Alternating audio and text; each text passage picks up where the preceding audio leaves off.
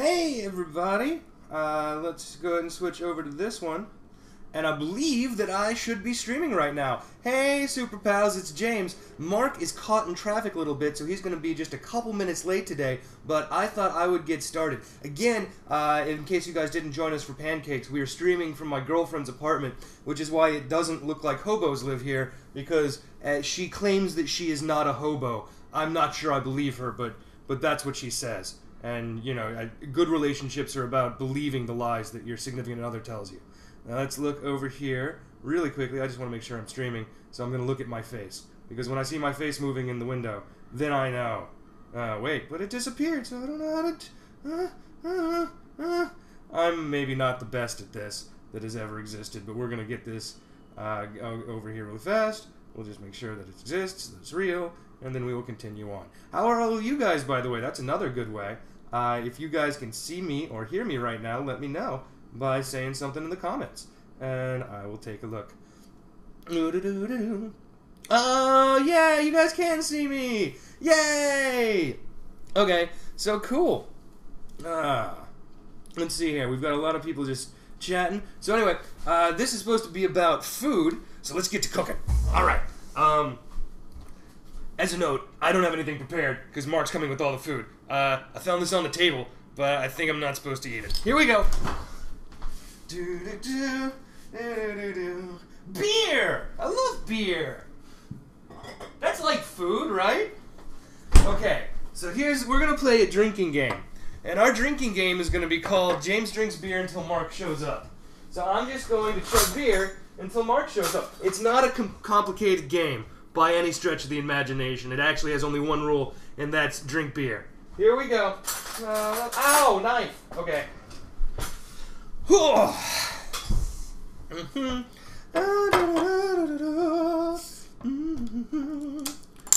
This is a beer. I think I'm not supposed to say what brand of beer it is, but it's the type that gets you drunk.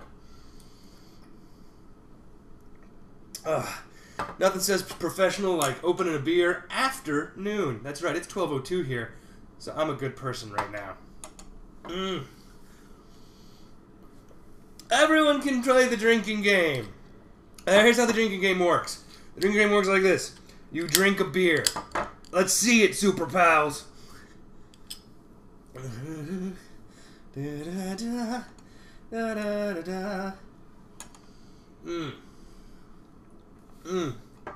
That's right. You thought you were getting sexy, Mark, and instead you get James's lonely alcoholism for a couple of minutes. Yeah. But I'm good. How are you guys? You're good too, right? Huh? Yeah.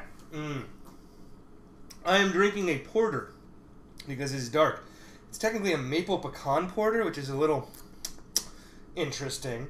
But it's booze, and I'm getting mildly drunk in the middle of the day, so I guess, what do I have to complain about? Well, what's up with you guys? Is anybody watching from work? Is that happening? That's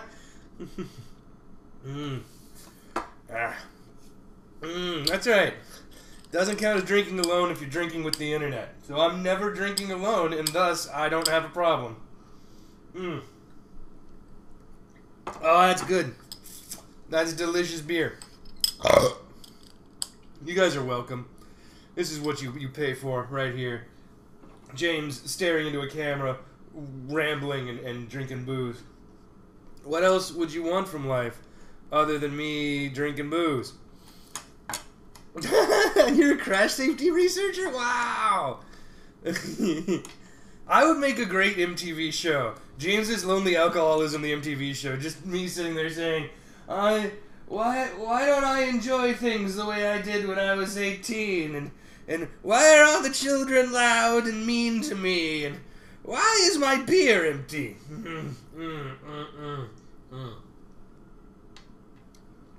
Beer bottle's kind of shaped like an elongated nipple, which has always been a little weird for me. This part would be the nipple, this would be the boob. Or breast, if you wish to be classy. So I don't really know what that has to say about our modern culture, but I have almost finished my first beer, so that's good.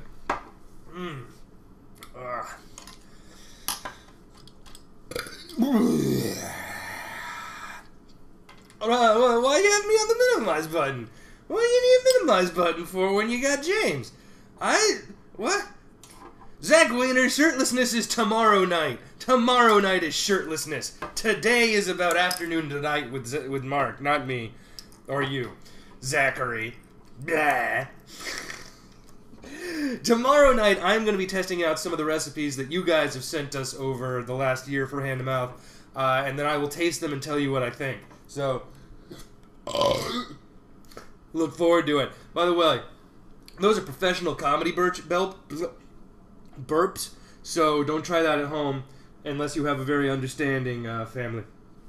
Ugh. We can let's talk smack about Mark until he shows up, and then he won't know we did it until we're doing it. So, okay, here we go. I'm going to start. Mark is only somewhat charming and lovely to talk to. Somewhat. Eat that shit. Yeah.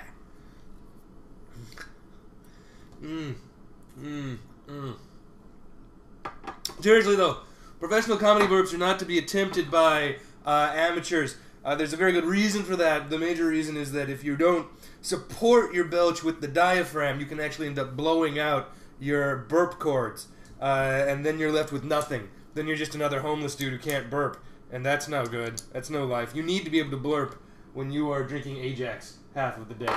Trust me, Ajax bloats. Oh yeah! No, it's a new thing, Gore Fiend. I thought it might be fun if I tested out you guys' recipes sometime. So we're going to do that for the first time tomorrow night. And we might do it more than once. We'll see. We probably won't put those on the SMBC Theater channel, though, because SMBC Theater / the Theater channel is more for narrative and sketch polished comedy. And we like doing this cooking stuff, too. We really enjoy it, but we don't want to overwhelm the channel. So look for more updates about all that kind of business in the very near future. You know what's hard is extemporaneous speaking while you're getting drunk. It actually gets trickier. So, point being, yes, I'm going to try out your recipes tomorrow, shirtless, and you should send me, we're going to put up a thing on the Facebook, a post on Facebook, and it will say, hey, what are your recipes? And then you should say, this is my recipe, and then I will try it out. Kabam. That's awesome. I'm glad that you also cook on a budget and that. The thing I really love about the idea for this show is that it's showing people that cooking for yourself isn't necessarily all that intimidating. I hear rustling. Is that an elf? Who is that? It's a magic elf. Let's say hi to the internet. Hello, internet. Mark Franklin Williams is here. I can't tell where the camera is. What's going on? Camera's right there. You just can't see it because it's delayed. Sit on the chair and you're in frame. No, I need to do this. What is this? This is stuff. What do we have? Take this stuff.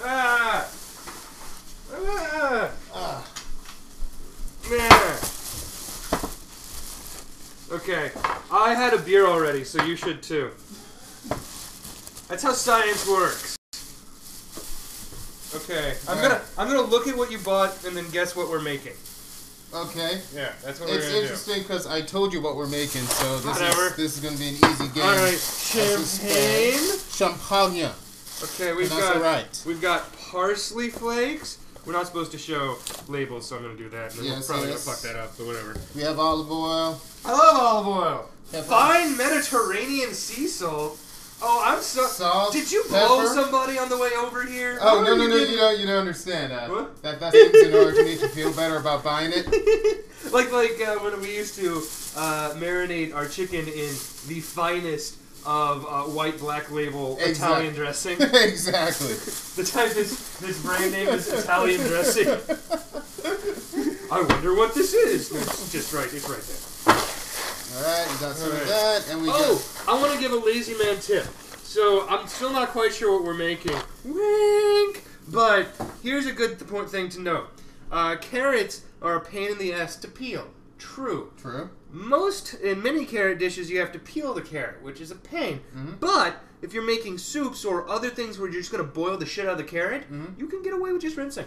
Also, That's you don't. right. You also, and there's nutrients in this part. Also, you don't actually really need to peel carrots. Like, I don't know why that became a thing, but like, man up, eat your carrot, dude. I think it was like during the 50s when like crust and other things were all like they had an interesting way of being like, this is clean in the 50s. Yeah. Like, look, it's all white. How could that not be bad for you? Yeah, just wash the carrot, eat it, it's fine. Oh, good, plastic bottle. That tells us that we're. That's the feeling of This is the finest champagne. It was $4 at Ralph's. $4? So you know it's high class. So is this the kind of stuff you get to like celebrate?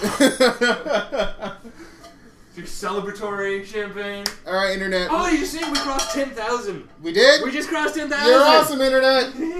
Alright, Internet, we're going to do a nice little lunch thing today, and that lunch is going to be a vegetable noodle soup with some mimosas to celebrate. Kabam! So, you can start with your mimosa. We're not going to start with the mimosa. Mimosa time. Mimosa. That's my mimosa. It's the only dance I have. I was about to say, it looks the same as all your other dances. Really. They all kind of converge. Synergy. Alright, do we have a saucepan? We need a saucepan.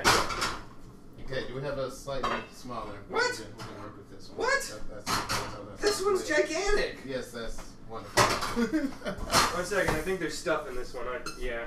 Alright. I'm going to rinse the pot. Just a little. Alright.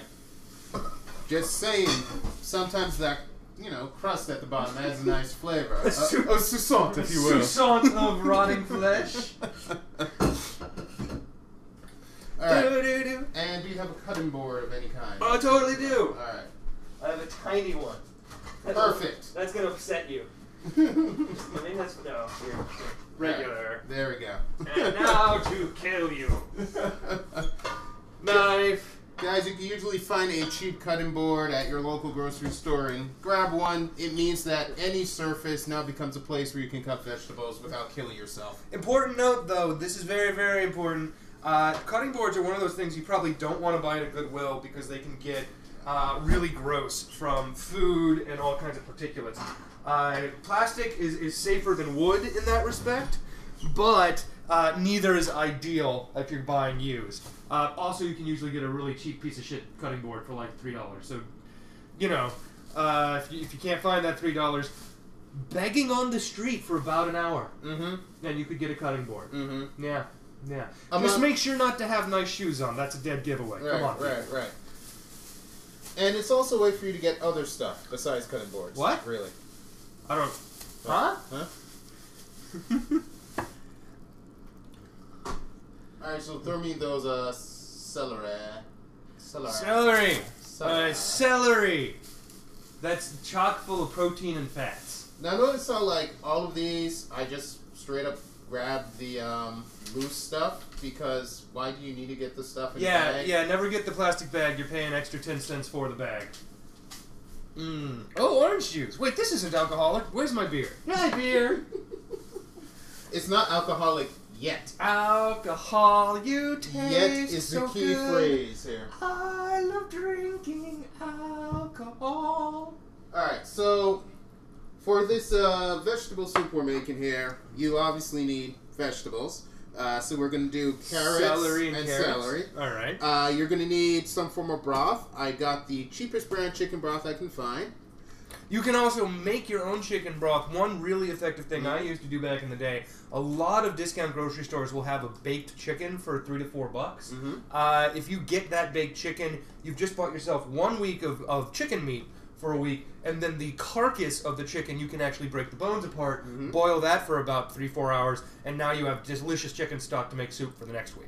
So that is another thing that you could do. Or just get really drunk and forget which day it is, and then who cares, right? Yeah, that's also an option, I guess. I'm going to pour this in the pot. Oh, no, not yet. What? No, Why it goes in the pot? Not yet. Drinking beer. We're going to we have some salt and pepper, some parsley. We have garlic. Most recipes say get garlic powder or something along those lines. Forget that. Just get straight up garlic. It's cheaper. I want to show my trick. It lasts forever, and the garlic is going to be fresher, so it gives you a better taste. James apparently has a trick. I'm in Nora's house, and she has things. We also have some pasta and finally some olive oil. So that's all going to go into this soup. Okay, check this shit out. This is the best trick ever. Look, nothing up my sleeves. And then here's the garlic. Here are 2 bowls. Okay, let's get this in here.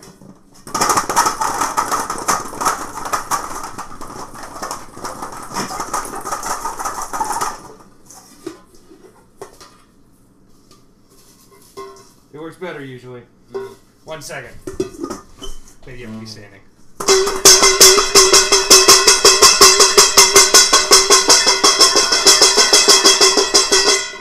What's the matter? No, it's fine. Was that loud? Keep doing you. And the garlic peels itself, motherfucker. Look at that shit. That is peeled. That's not just kind of peeled. That's all the way peeled. All the way peeled. You're welcome. I also peeled all of it now. So if you're trying to save some for later, not as good a method. In fact, a terrible method if you're trying to save it for later. But I wasn't.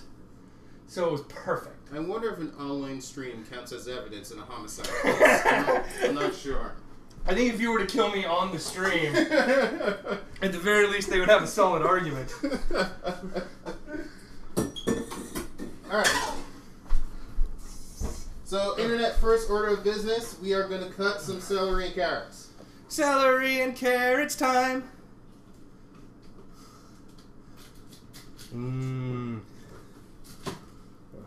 Oh, I think my suspenders are in storage right now, Super Pals. I need to get those. We should probably auction those at some point. Internet, trust me, you do not want them. No, you do not know where they've been. You do not know what they've seen. There's actually only 1 pair. There's 1 pair that I've won the entire time. So, yeah, if you got that pair, that would be it. It would be quite the collector's... Things have happened in those suspenders.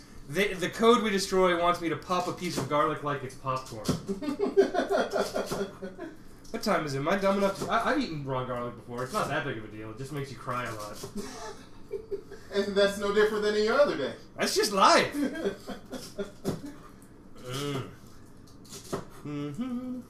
Where is the beer? Oh, here's my beer. Always remember where your beer is. Yeah. Did I just put garlic up my nose? Ah.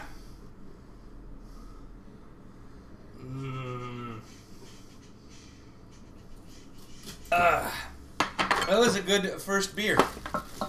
Of 10.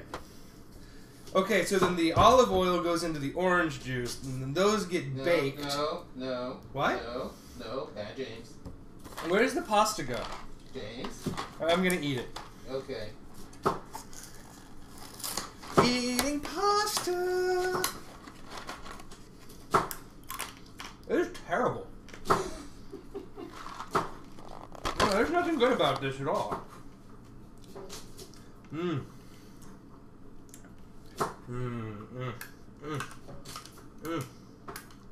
realize usually that when something is bad, you stop doing it. What? Yeah, I'm just saying. I mean, how would we have gotten through life up to this point if that were the case? I don't know. There was lots of bad stuff I had to keep doing. Such as? Reading. Am I right? Reading is terrible. The more you know. What? Yeah. What? No, it's good. It's good. Can you say that again, just for posterity? No. That's right. I ate uncooked pasta. All right, James. You have a job now. I'm opening the broth. That's not your job. Drink the broth. That is not your job. Okay, what's my job? Your job is 2 teaspoons of oil in the pan and turn the heat on. 3 tablespoons of oil. 2 teaspoons. 9 gugs of oil. See, this is why you are not going to be my sous chef on Irish Chef. What? I'd be a great chef. Here's the thing. I would make you things you hadn't even thought of yet. That's not a good thing. When there's a plan, you don't want the plan to end with, where did that come from?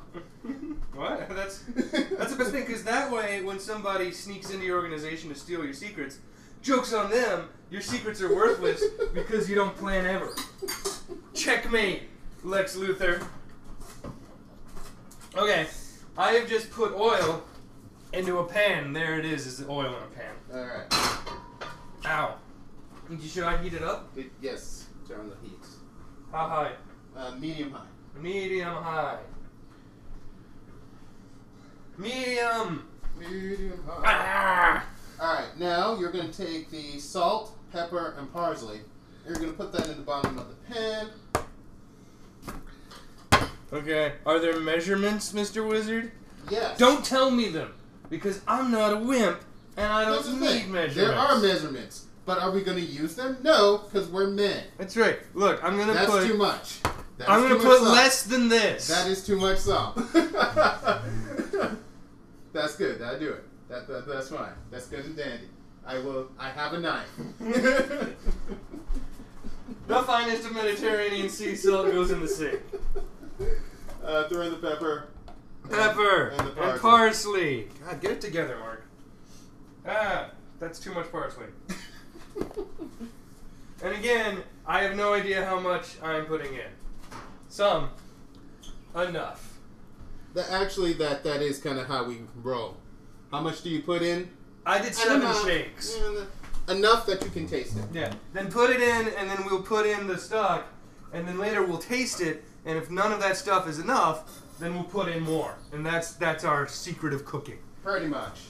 And if it's too much, that's the power of vinegar. Yeah, if it's too much, then you add vinegar or water until it is diluted to the point where the salt doesn't make you want to vomit anymore. So what we're doing now is we're adding in the vegetables we just cut. I wonder how many times Martha Stewart has commented on her food making her want to vomit. Probably not as often. And you stir. Stirring time. Let's get the camera in. You stir. I'll bring in the camera. All right. You're drunk. You're drunk. You know, getting drunk right before a live broadcast, not the most professional. So we have the pepper, salt, and parsley here, and we have the vegetables now. We're going to let those cook through for about 5-6 minutes. Yeah, look how yummy that is. Mm-hmm. That's going to be good. How delicious. That's going to be tasty. That's right. So we're frying up its carrots and celery. Do we want some onion? If we had onion, it'd be good, right? Let me see if I can find onion. Onion would be nice. Actually, what you could do is get me some of that garlic. Cut up some of those garlic cloves, one of those garlic cloves, and throw that in here. All 9 garlic cloves. Okay, everybody. You're going to watch me cut garlic. And because I'm also holding the computer thing, you're going to see me do it one-handed. This is not safe.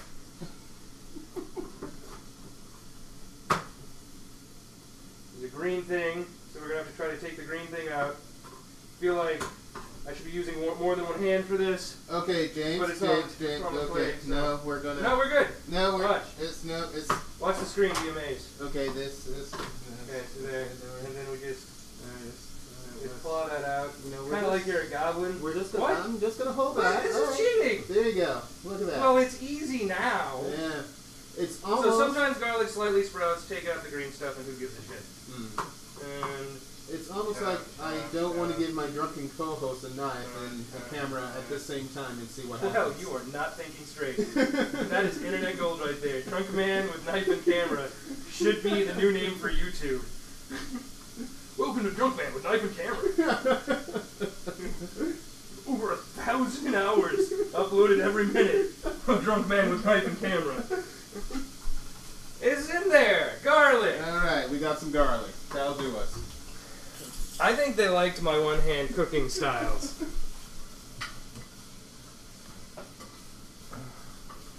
And we're back! Yay! Now, you see, theoretically, I would have, set a timer for this, but whatever. What? Timers are for people who don't care about love. You gotta love your food by staring at it and never letting it leave. James, do you not realize that if you love it, you will let it go? That was said by somebody who really wanted to be let go. Yeah, pretty much. He just didn't want to be the bad guy, so... Listen, babe, I need to have a really good conversation with you. I love you so much, and I know you love me, and since you love me so much, maybe you let me go to the strip club tonight. No! What? Hold on. You love me, right? Love means never questioning my decisions or wanting anything different from what I want personally. Learn about love. Hello, beer. Do I need another beer? I don't know. Yes. Ah! You live here. Well, this is my girlfriend's place, but right. She does allow me to stay here. That's what I'm saying. Yeah. Okay. So yes, get wasted. Who cares? Yay! Girlfriend still has to love me later because this is for my job.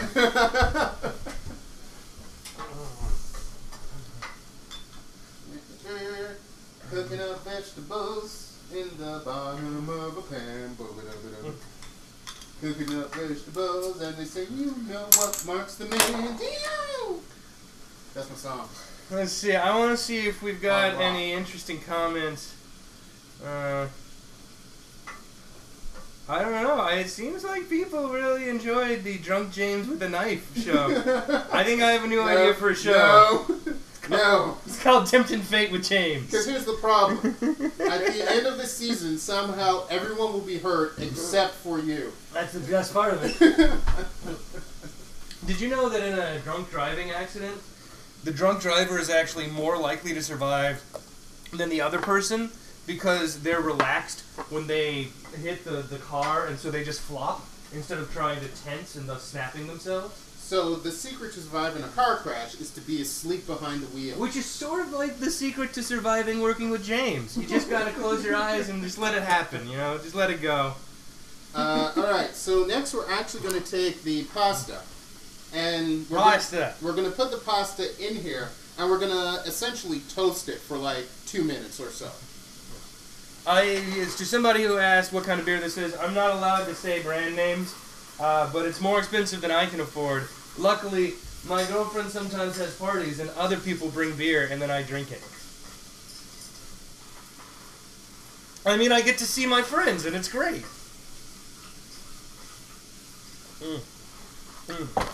Which, by the way, pro tip, if you were in college and you were a bit broke and you were wondering, how can I afford to drink?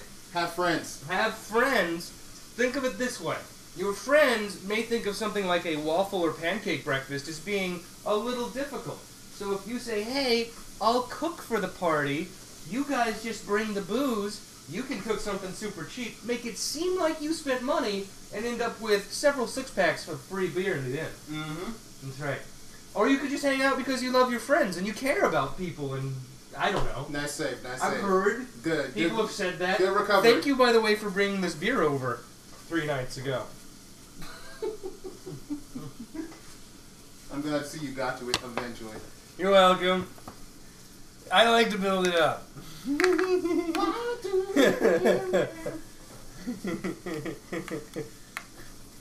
Yes, that's right, Sophia. If everyone was drunk, no one would die in car accidents.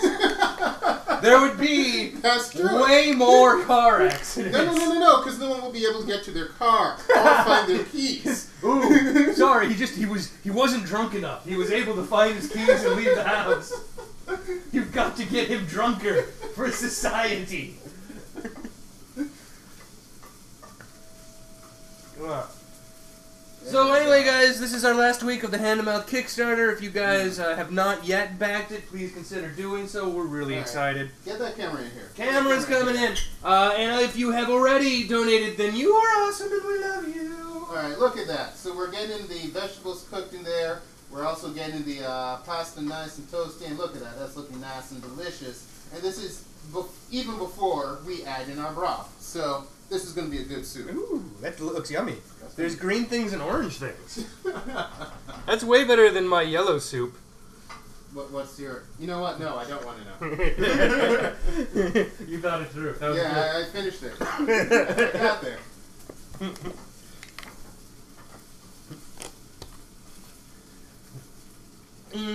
Alright, so now...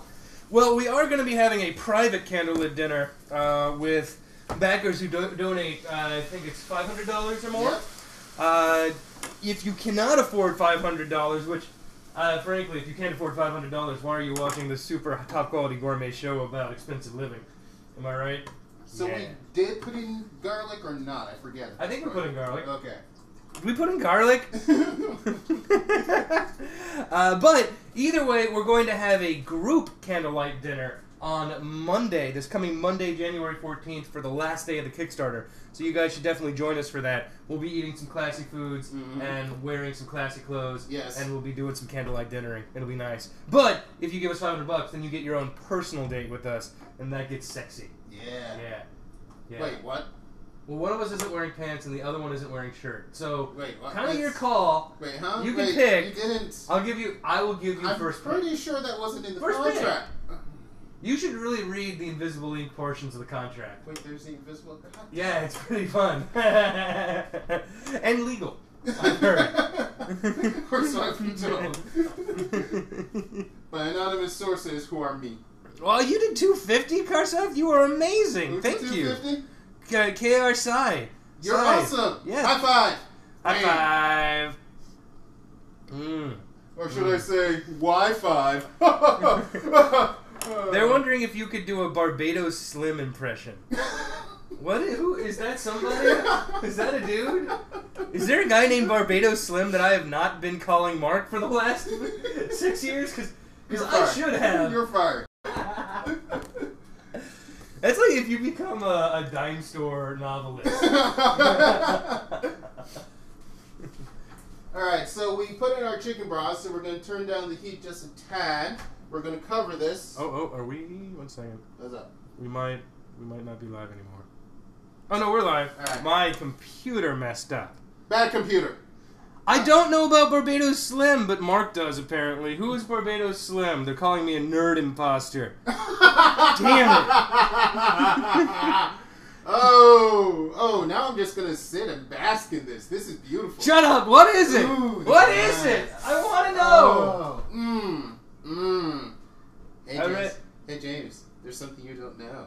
Ooh, your cred is hurt. Ooh, how's that feel? Does it feel good? Yeah, it feels good. I read plays. I don't watch anime. Well, that is your first problem. I prefer only Korean cartoons. Oh, like Family Guy? Yeah, that's what I meant. That's not more clever than the thing I was thinking. Alright, so I put in the chicken broth. We're going to now cover this, and we're essentially going to turn the heat down a little, and we're just going to let it cook for about 8 minutes, and that's going to get it nice and deliciously soupy. Ooh. So, in the meantime... Mimosas! This is empty. So I threw it in the trash. Where does Nora keeps her glasses? Not the nice ones, the ones that she doesn't mind us actually using. You want a C-SPAN mug? Sure. Yeah. Wait, we should have something clear. Here we go.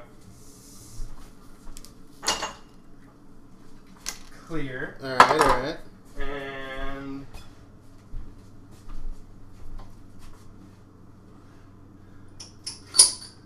clear. You can't make a mimosa in a shot glass. I will be making mimosa shots. You can't make mimosa shots. Are you ready for mimosa shots?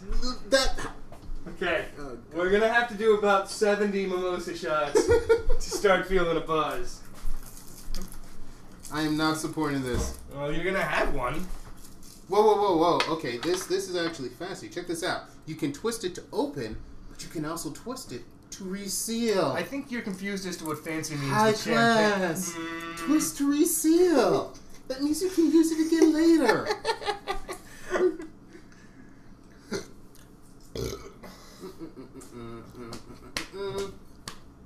Wait a minute. Stop. Read safety instructions below before opening. There's safety instructions on this thing? Oh, yeah. Oh, I can show you this. I actually, when I was graduating from high school, I wasn't sure if I would be able to go to college.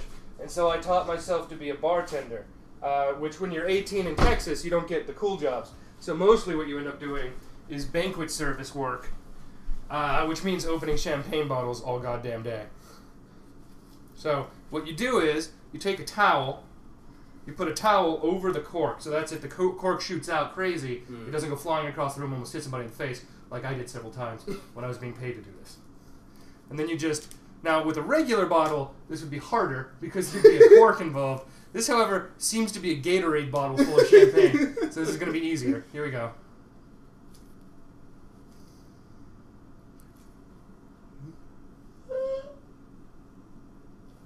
Oh. That was sort of a letdown. I thought it was going to... And we just saw more of James than we ever needed to see. Okay, so that's our champagne. Wait. So the mimosa is 3 parts orange juice, 1 part champagne. That's boring. So what we're actually going to do... How many parts vodka? Is we're just going to pour in some orange juice, and then we're going to pour in some champagne, and we'll see what happens. Mimosa! I poured it on the ground. You're not supposed to do that.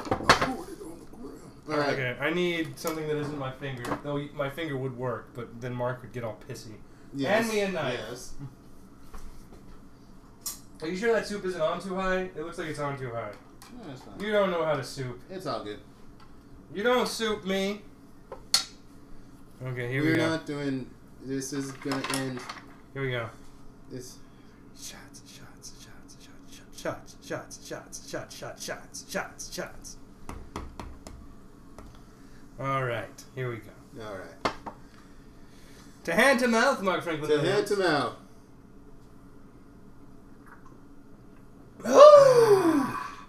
Would you like another shot of mimosa? I think I will. Thank you, good sir. This is what dignity looks like. Drinking mimosas out of a measuring cup and shot glasses. You know it's manly because we're taking it straight, no chaser. That's right. No chaser with my mimosa, motherfuckers. We're allowed to curse on a live stream, right? Because I just did 7 times. So if we're not, fuck you. Shots, shots, shots, shots. Let's see if we have any questions. I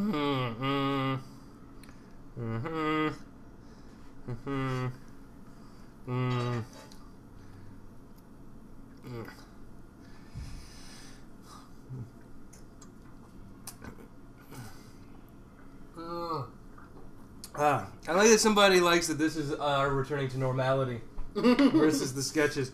So we could chat about that a little bit, actually. We could chat about what we're going to do with the show. Mm-hmm. So, as you guys probably know, we're going to get to shoot the show in the YouTube Space LA, which is very exciting for us. But not just that. I mean, we didn't just raise money to make Hand 'Em Out the way that we made it before.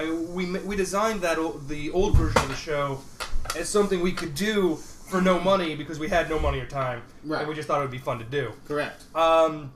But doing it this time, with the money, what it allows us to do is it allows us to get a bunch of our friends together and make the show a little, expand the show in some ways. And so one thing that we're going to try to do is we're probably going to end up having 2 iterations of the show. So we're going to have one that's the 4-minute kind of tight, more punchy kind of episode, kind of like the originals, but higher production value, and we're going to leave the kitchen occasionally and have little sketches and stuff.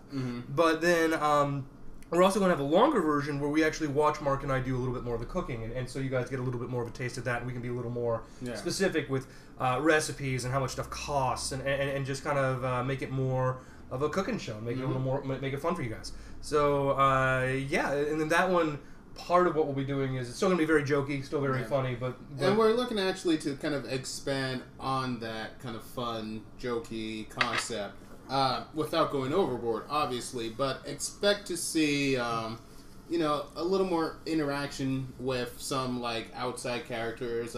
Like James said, we go outside of the kitchen a little bit, and we're just kind of expanding the world in kind of a fun, cool way.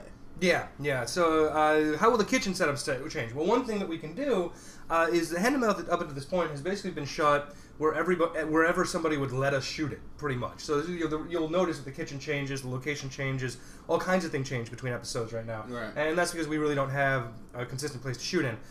So for this first season of Hand 'Em Out with the Kickstarter, it's going to be 8 episodes, and we're actually going to be able to build a set in YouTube Space LA, which is part of the reason we need the money. Is to be able to build that set. We have to go buy materials, and we also have to get insurance because people are going to be using power tools, and if somebody puts a drill through their hand, we need to make sure they can go to the hospital.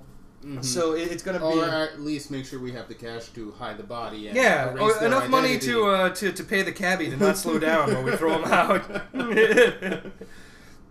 Mimosas!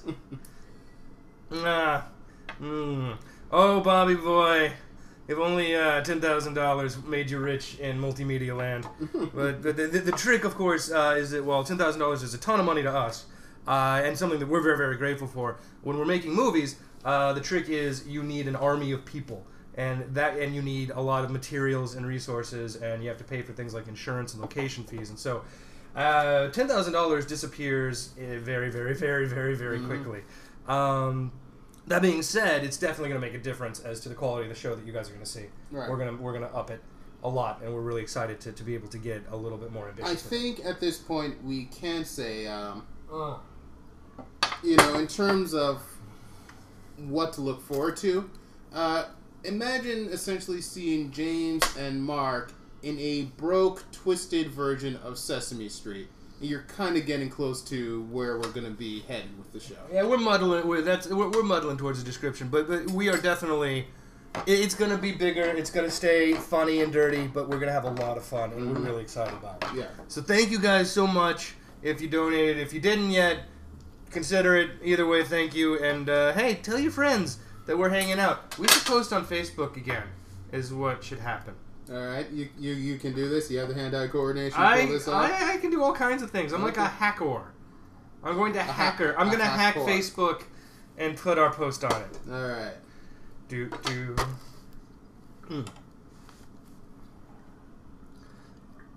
Time to hack Facebook. Whoop. Soup's done. Soup's done? Soup's done. Oh, nice. I love soup. Soup loves me. Now, honestly, Internet, if I was by myself, I'd save myself some dishes and just eat out of the pot. The tears add extra salt. But, unfortunately, there's this guy and you guys, so I have to be a little more classy. So, let's get some bowls. This is what you describe as classy? Yes, a bowl is classy.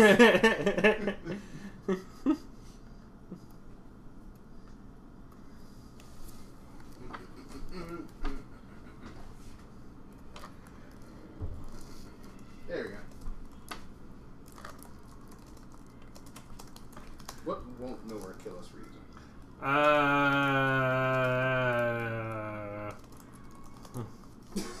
We're drunk. Good answer. That's cool. Oh, the bowls. We could put it in one of those bowls. Okay.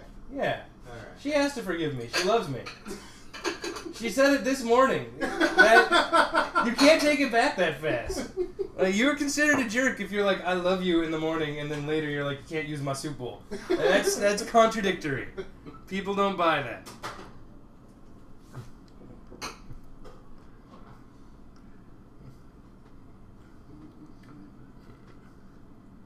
When is the space opera? Space opera is 2013. Actually, part of the reason I'm really excited for 2013 is that we're going to finally get to pay off on a lot of the different Kickstarters all the way. We did the season of SMUC Theater based off of a Kickstarter. We're halfway through it right now. We have another 14 episodes to go here in the spring. And then we're also going to have Starpocalypse this year. And then we're also going to have Hand 'em Out this year. So it's going to be a big Kickstarter party this year, all thanks to you guys. So we really, really appreciate it. But yes, Starpocalypse is coming out, and it is looking cool. And I'm really excited to show you guys how fun it is. It's been really kind of crazy that it's taken as long as it has to come through, but it's the nature of special effects and low-budget filmmaking. But we've absolutely never taken our eyes off of it, and we are super, super, super excited to share it with all of you guys. Rundown of expenses. Like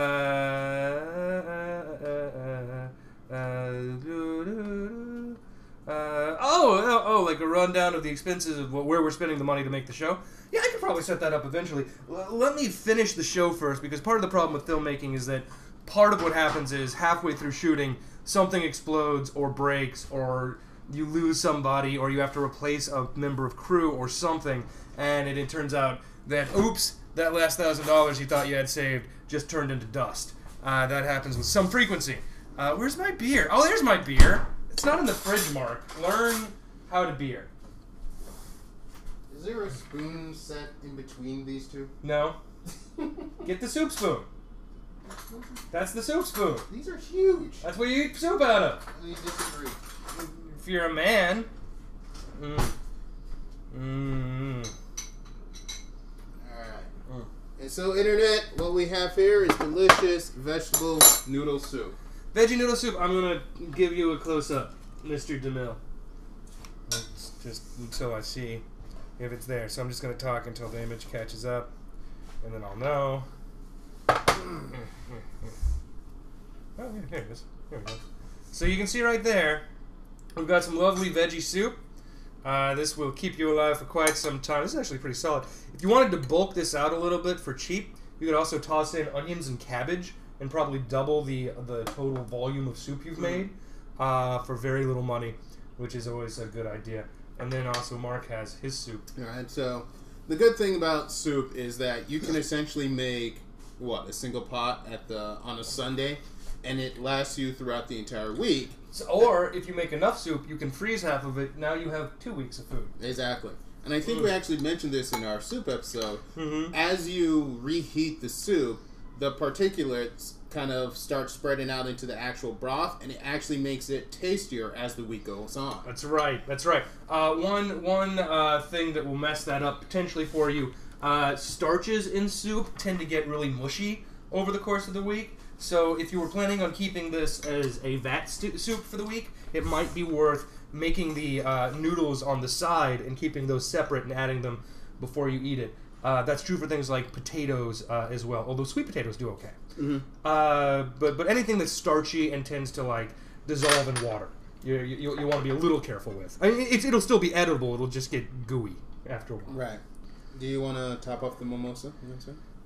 I love a shot of mimosa. All right, let's top you This off. is the traditional way that one consumes mimosa. So we have our vegetable soup, we have our mimosa shots, and this is a very nice, inexpensive lunch. Yeah.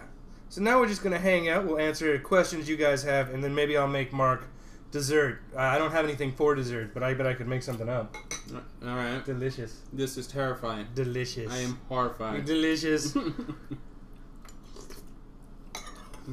Oh, it worked pretty well. Toss noodles directly in the broth? Yeah, the noodles, that's why you kind of want to, toast them a little bit before you throw in the broth, so that when they're boiling, they actually cook at a decent rate. It avoids the problem where you have your vegetables cook before your noodles, and so the vegetables get all mushy. Oh, that's a good call.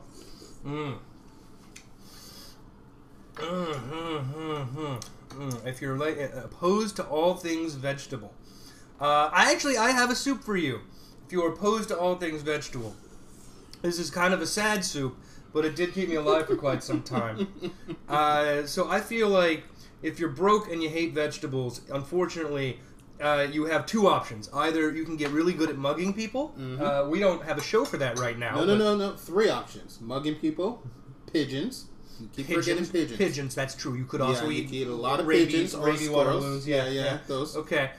Or you can hide vegetables. And if you hide vegetables, then one thing that I like to do is make a sort of a cabbage soup. That is, you use Tom Kha seasonings. You can get these they're basically bouillon cubes. You can get them in just about any Thai market. They also come in soup mixes that are little pastes. But you get the Tom Kha seasoning, and what you do is you take a cup of already cooked rice, fully cooked leftover rice, 2 cups of water, and 2 cups of red cabbage, and the Tom Kha soup mix, and then you just cook the living shit out of that until it's basically glue, and then you eat that. And here's the thing. One, it costs something like 20 cents a bowl, and it's no worse for you than ramen. It's probably not a lot better, but it's no worse than ramen. Maybe a little better if the rice isn't fried first, unlike the noodles. And then, but 2, it will stick with you. It'll keep you full for hours.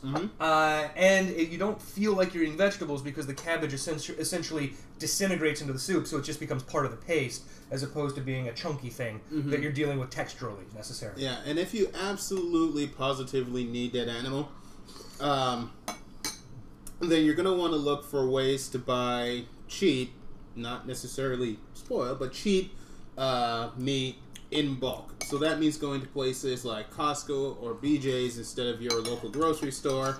And essentially, you might be paying a little bit more at the cash register, but it's going to last you longer. So on a day-to-day basis, you're actually cutting your savings and sticking closer to your budget. One good way to tell if you're at the right kind of grocery store is to look in the parking lot of the grocery store, and if there is a car made in the last 3 years, you're in the wrong fucking store. It's kind of like you would say, like, don't go to an empty restaurant. Don't go to a grocery store where the cars look nice. You're looking for a grocery store where there are either lots of bus stops right next to it, or every car there looks like it should be in a junkyard. Mm-hmm. That's what you're looking for. If you see a lot of old ladies pushing baby carriages, you're in a good place. Mm-hmm. Especially if there are no babies in those carriages. When you get out of your car, you should think to yourself, I feel a little uncomfortable right now. That's a good sign. Also, you're a wimp. Because you shouldn't feel uncomfortable unless you're the actual scary part of town. Or, this feels like home, depending on where you grew up. The options are 50-50, really. Mm-hmm. Were you the one saying that you couldn't go to sleep if there isn't, like, traffic noise and people shouting outside your house? That is correct. I need at least the noise of traffic. If it's just, like, quiet, that's weird. Who would call me? Who's calling you? I don't know. Why is your phone on? That's unprofessional. It's my girlfriend. Oh, okay, that's fair. I don't know why she called. We're going to pretend I didn't get... Wait, that's not going to work. No, it's... Okay, one second. Finger. Alright, Internet, do you have any questions on this upcoming season that hasn't been answered yet? Alright, you have to tell them about your exploits trying to learn how to cook, because I have to move my car, apparently, or I will be towed. Okay. Tell them about the first time you cooked. You should do that. I'll be back in 10 minutes. Alright.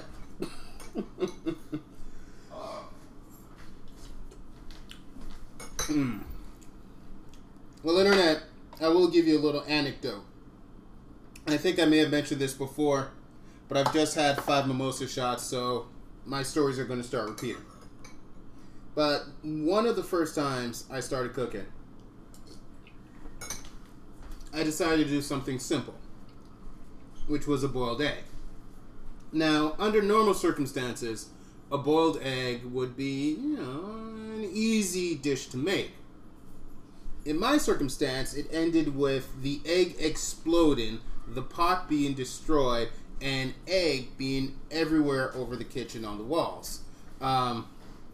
So that was a little adventure in cooking where I kind of learned the single most important lesson when it comes to standing behind the stove, which is don't forget that you've left the pot on.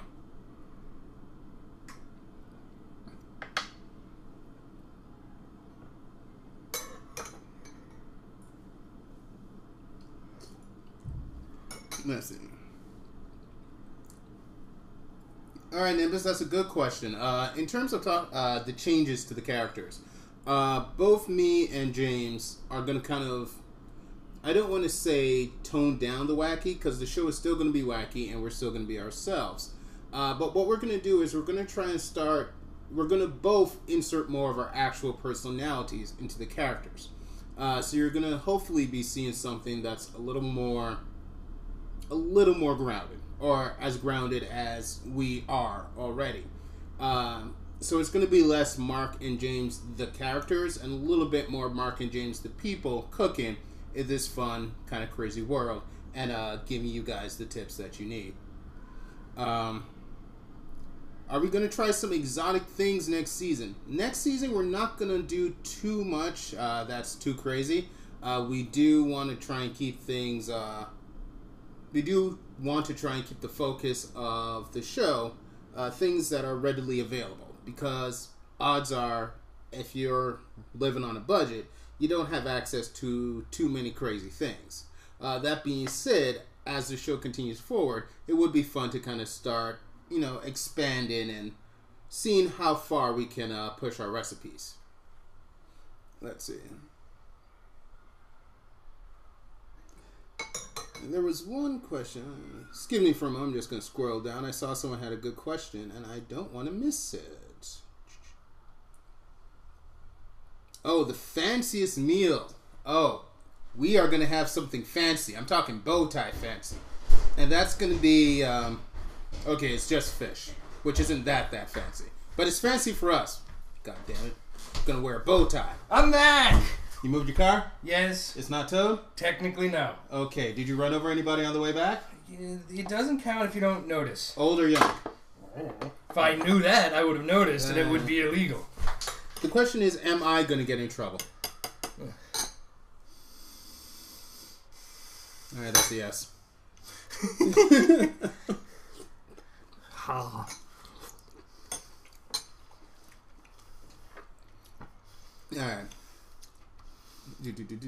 An international episode of Hand to Mouth. That would be fun. I just don't know if we have the budget for it.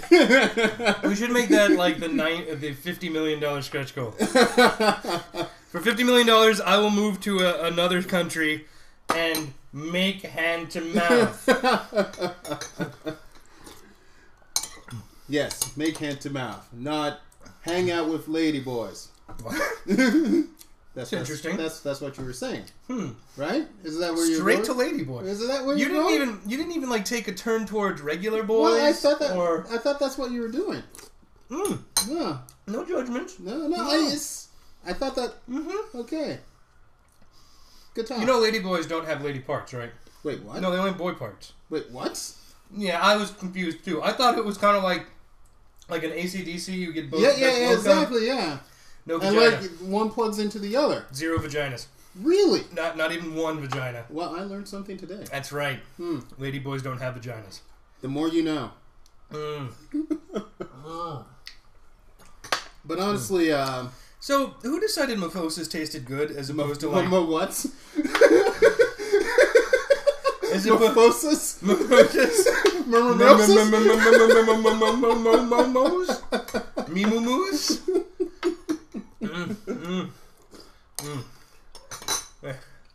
I moved the car after 5 mimosa shots. I'm fine. No one's dead. Oh shit! Canadian poutine is so good. Ooh. Have you had poutine? Yes, I've had poutine. Fuck my nuts! That stuff's good. Yes, it is. And what's it's like somebody looked at cheese fries and was just like, you know what's missing on there is gravy and bacon. Now here's the thing I don't understand, because poutine is delicious and good on you, Canada, for coming up with it. How do we not beat them to it? It seems like it's right up our alley. I think it's the fries gravy complex. Although you know, we have a version of it. I remember because I came across it in New York about a decade ago called disco fries. Disco fries. Disco fries. They're not quite poutine. Okay. Because poutine has curds, cheese curds. Right. But this is just straight up mozzarella cheese melted on top of fries and then brown gravy poured over the top. It's pretty good. How has Pittsburgh not invented poutine?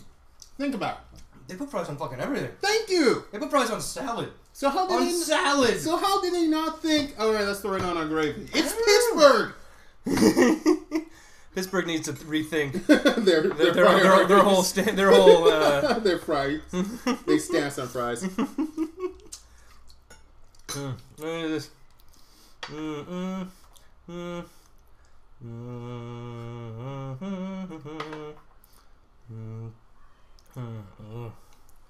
Is that Colin? Is that Colin? Ooh, yes. No, poutine is not a health food. No. When you go in, you're going in with the knowledge that you're killing yourself. It's like buying a cheesesteak. Yeah, you don't buy a cheesesteak and then go, ooh, watching my figure. Except some people do, and those people have issues. What do? They get vegetarian cheesesteaks. What is the fucking point of that? Thank you. Look, there are a lot of delicious foods out there, and not a single fucking one of them is a vegetarian cheesesteak. That is just... that's a misery sandwich. Sorry, kids, we didn't have any meat, but we did make you an onion sandwich. What do I need? Do I need something that isn't booze? No.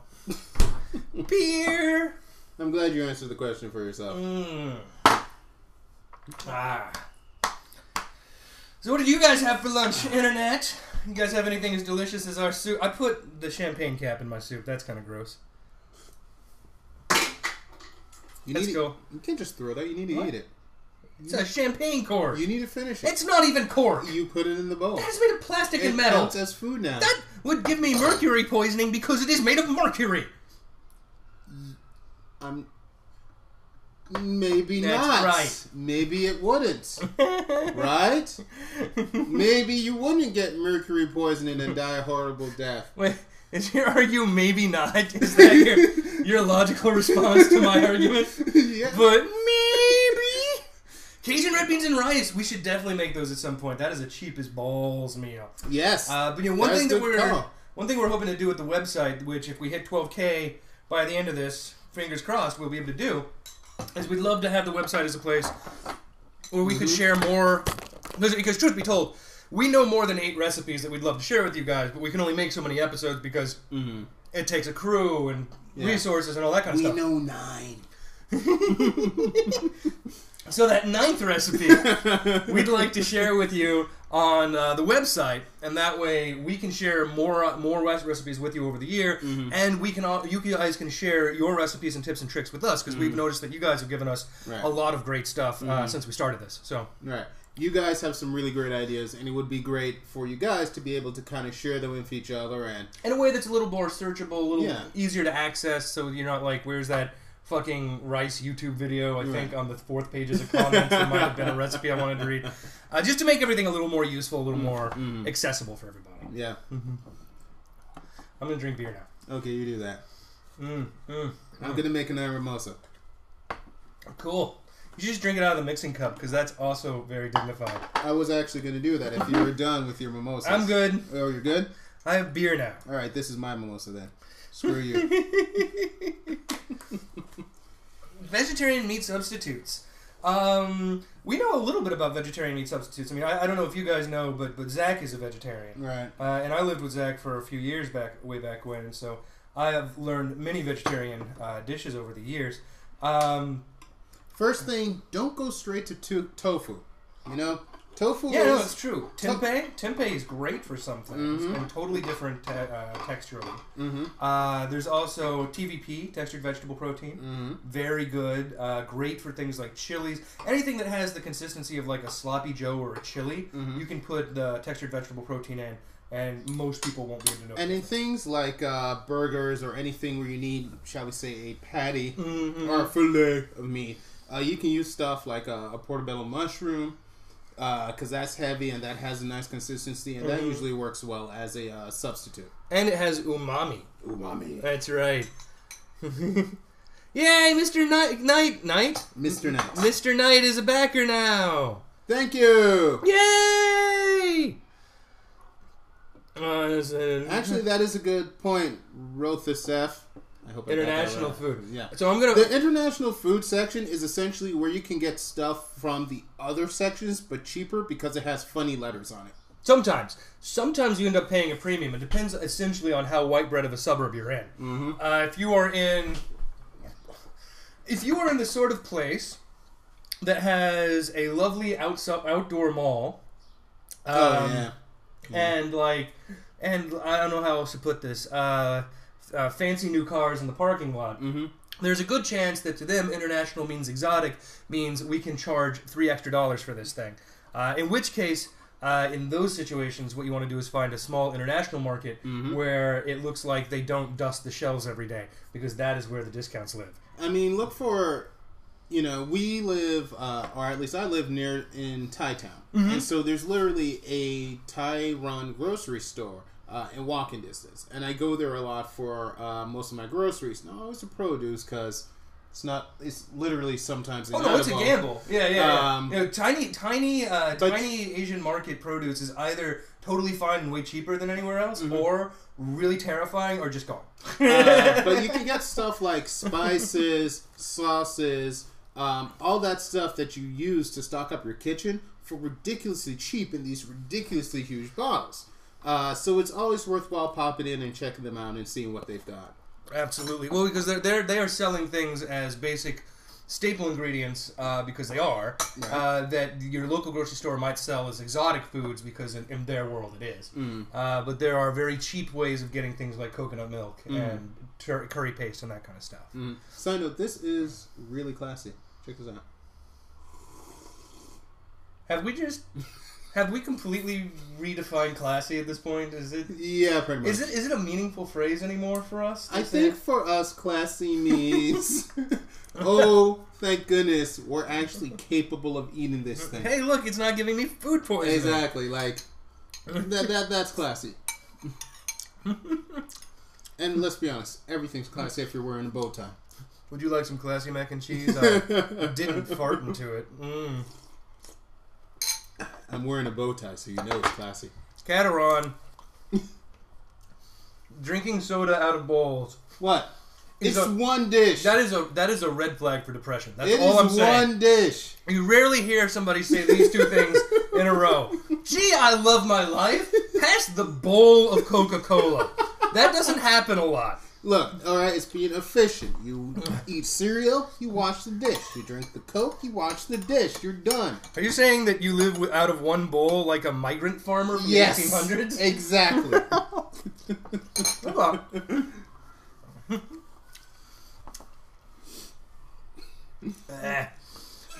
Spotted dick. What is spotted dick? Mark's thinking of a penis with polka dots. Also known as a polka penis.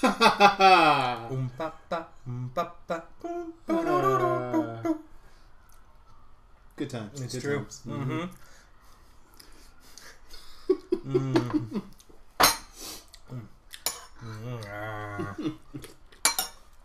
Classy is when you take the bottle of the brown paper bag. Classy Whoa. is when the bottle is in a plastic bag.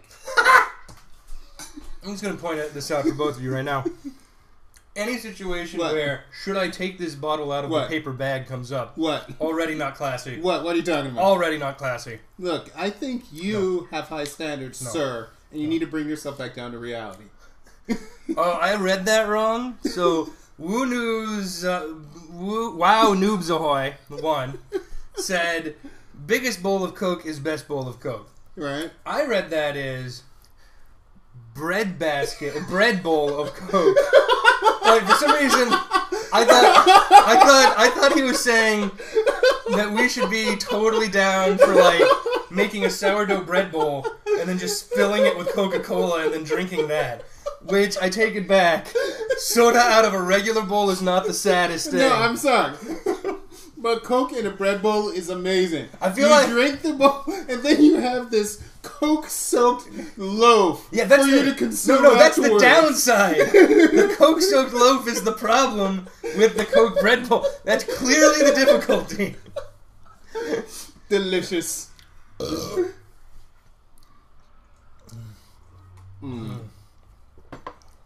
I don't know about you, but I think that's amazing. Also, I'm getting more soup. You should get soup. I'm getting more soup. I'm sweaty. Is it hot or am I mildly drunk? Yes. Oh. Do we have formal comedy training? Mark and I have both, we've studied writing at Carnegie Mellon University, and I have been doing comedic acting for the last 12 years, but I have not been with a traditional comedy troupe out here in LA. I've just been, like, I did a lot of acting in theater and that sort of thing. I just grew up as a nerd, so you learn to make fun of yourself really quickly. I have soup and it has carrots in it.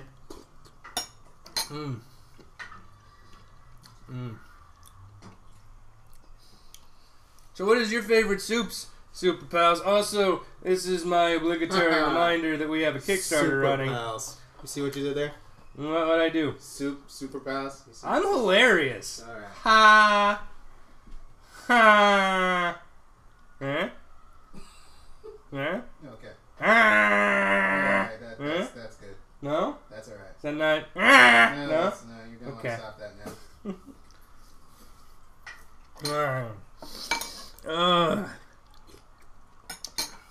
We should have a game show. What? We should have a game show where I electrocute people. That's not a game show. We're going to call it Fuck You. You just want to electrocute people. That's not a show. But we're going to tell people that their actions are associated with whether or not they get shocked. That will be a lie. Yes. Yes, I will be lying to them. Okay. But they'll think it, okay, and they'll slowly go mad as they attempt to make completely arbitrary events shape around a causal chain. And that madness will be the show. Okay. And all this is just so you can electrocute people. Yeah, okay, yes. Just checking. I want to make sure we're both on the same page as to the goal of this venture. I have an interesting philosophical question from the audience. All right. Is whiskey a soup? It's liquid. No. Here's the thing. Whiskey by itself, no. But you put that whiskey in a bowl and add a little parsley on top, then yes, sir. What is Heinz chicken soup? Heinz chicken? Yeah. Not like Campbell's? What is Heinz chicken soup? Is that a thing?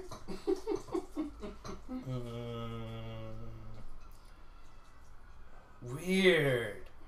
Lentil soup with Melba toast. Are you from the 70s and also a dance troupe?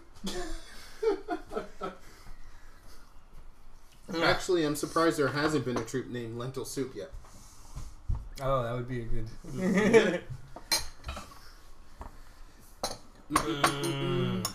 Wonton soup is pretty good. I like corn chowder soup too.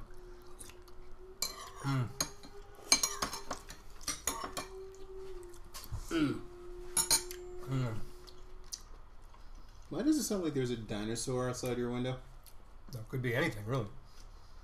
You know the only thing it's really not likely to be? What? A dinosaur. Wildly unlikely. Not impossible. We all saw Jurassic Park, but I've not seen anything about in the news about LA being terrorized by dinosaurs, and I feel like they would lead with that, due to the fact that I would watch that all day. Well, did Charlie Sheen do anything today? Because that might be the... No, wait. Dinosaurs aren't prostitutes.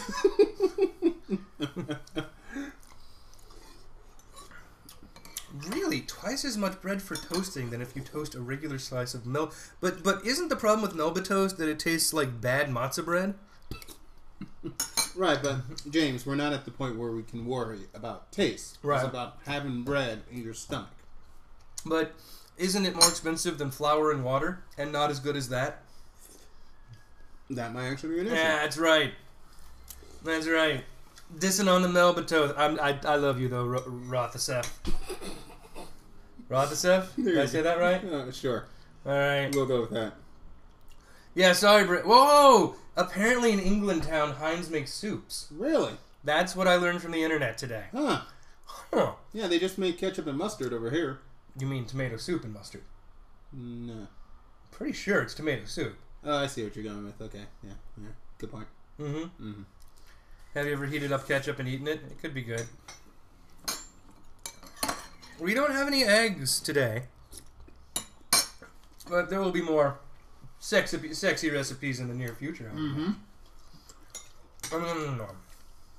mean, tomorrow we have Sexy James. Sexy James, I'm going to be testing out you guys' recipes. So right after this live broadcast wraps up, I'm going to go ahead and post something on Facebook asking for recipes. So if any of you guys have a recipe you'd like me to make tomorrow and eat shirtless, you should go ahead and post those up. Shirtless.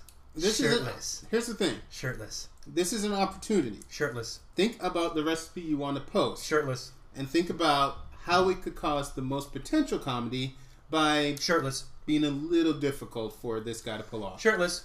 Especially if he had a beer beforehand. I'm just saying, You don't know me. Something that implies, use of knife, maybe squirting things out of a tube.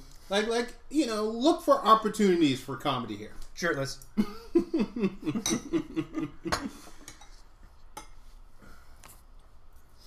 Where's my beer? This isn't my beer. That is salt. That's wrong. That's the opposite. Oh, here's my beer. There you go.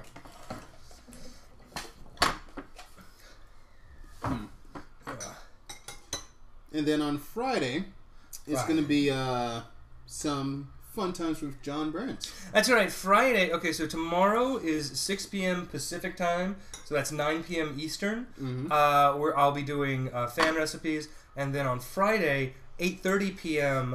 Pacific time or 11:30 p.m. Eastern, John Brent is going to be doing some live video game playing, and then we'll be hanging out doing something all weekend. We're not quite sure exactly what, but certainly Mark and I will be around, and we will hang out and chat with you guys. And then Monday, we're going to have our super classy dinner party. Yeah, that's right. There's going to be candles and bow ties.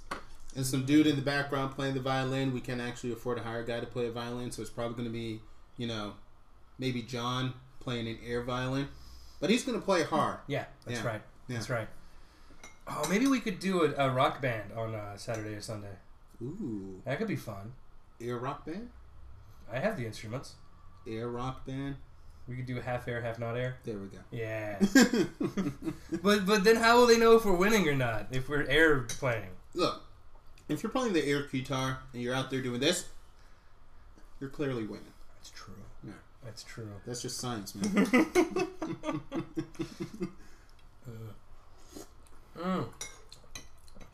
We've chatted about dumpster diving.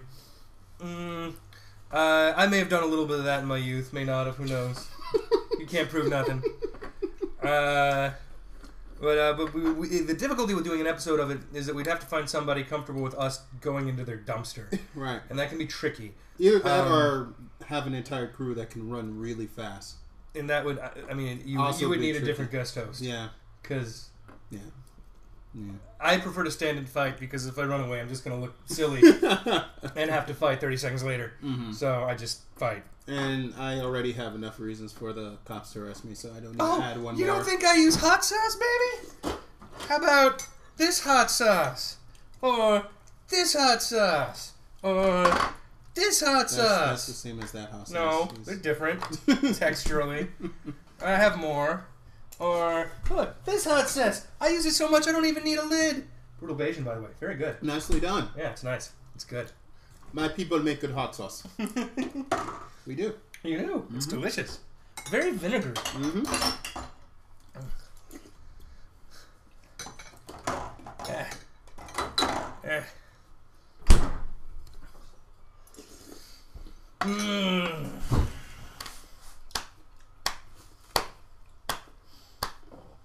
Are you content, James Ashby?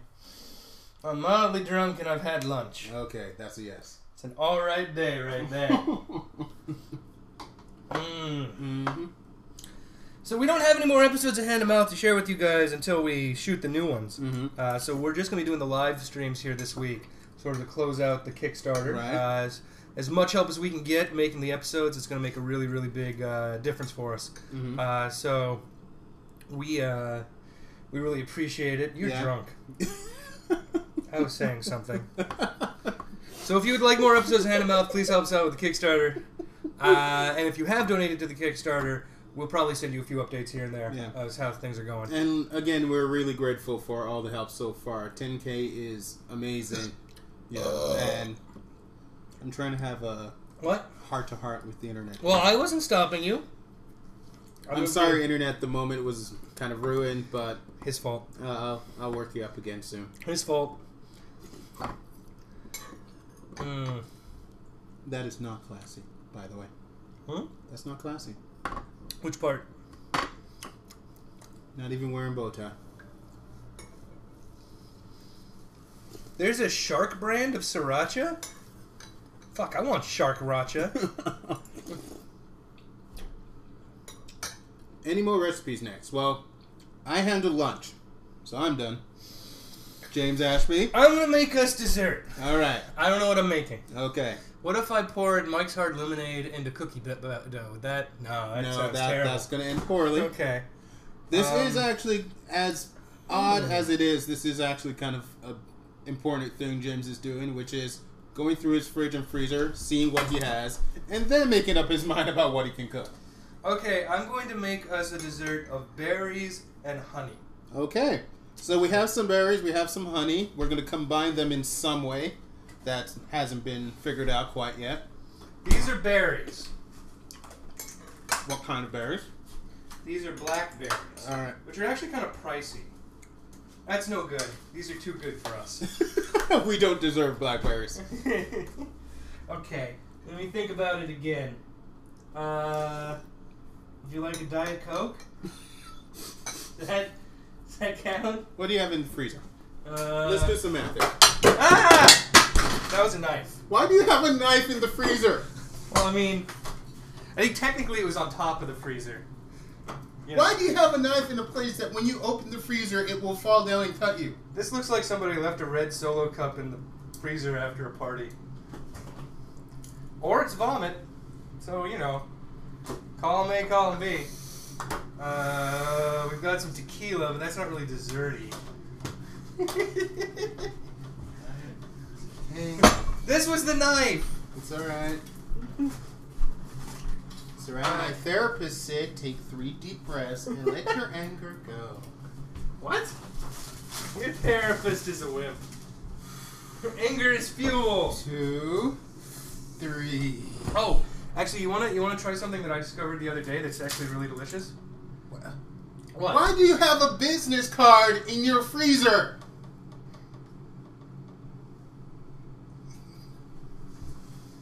It has an appointment written on it. To be fair, that appointment was from sometime in the middle of last year, so Yeah! it's at least not a current appointment. Hey, have you ever mixed honey with coconut oil?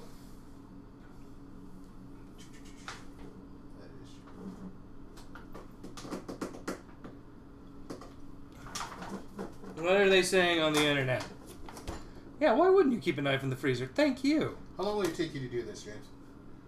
To make sugar cookies? Yeah. A long time, actually. Kind of long. Let's do... Here, I'm going to give you a little bite. I'm going to give you a dessert bite. I know what I mean. You sit and talk to them and try to discover the secrets of James. Alright, James is up to something. I'm terrified. Secrets of James! I have a bowl full of garlic. What could I be doing with that? Nothing good! Nothing wise! I am really concerned right now.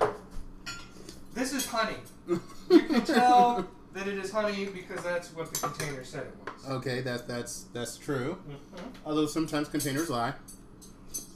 Why would it lie? It's kind of weirdly untrusting. Okay. Now, I could just give you honey in a cup. Alright. And that would taste pretty good. I would actually eat that. I mean, it's honey. It's delicious. But instead, I'm going to take this coconut oil. Okay. I'm going to blend it with the honey. Okay. We'll see how this goes. It's either going to be delicious or give me a stomachache. Actually, it might also do both. I was going to say... Which is really confusing. I feel like... I'm not happy with that. I feel like you're limiting the options. Artificial limitation.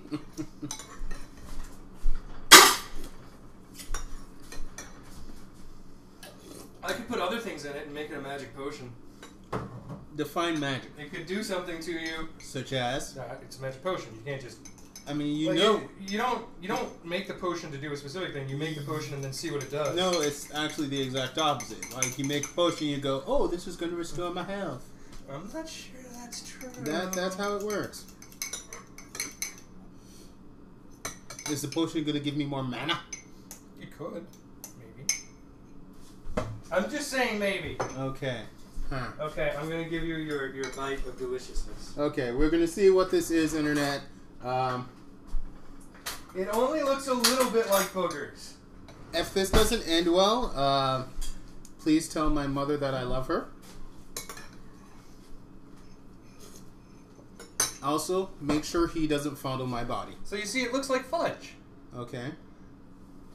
Alright. Yeah, it's fudge. Okay. You enjoy that. Okay. Here, I'll eat it first. Wait. 1, 2, 3.